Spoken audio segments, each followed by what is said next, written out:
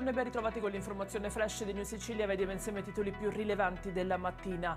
Ritardi nella gestione contabile da parte di diversi dipartimenti regionali. Il presidente Schifani ha così convocato per domani 13 dirigenti generali per chiedere chiarimenti sul mancato rispetto delle scadenze. Il blocco rischia di compromettere l'intera programmazione della spesa pubblica siciliana. E Pietro Signoriello, il nuovo prefetto della città di Catania, lo ha deciso il Consiglio dei Ministri su proposta del Ministro dell'Interno Piantedosi, che ne ha deliberato ieri il conferimento delle funzioni. Signoriello è attuale prefetto di Trieste e commissario del governo per la regione Friuli Venezia Giulia.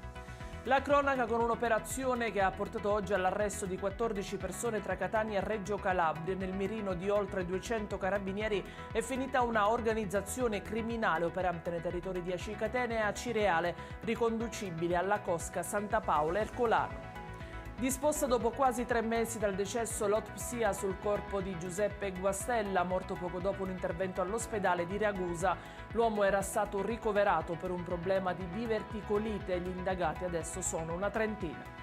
In chiusura il decesso di Giuseppe Arcoleo, motociclista 61enne morto all'ospedale Villa Sofia dove era ricoverato da 3 settimane a seguito di un grave incidente a Palermo. Aveva tamponato 2 auto incolonnate ferme per via di alcuni lavori.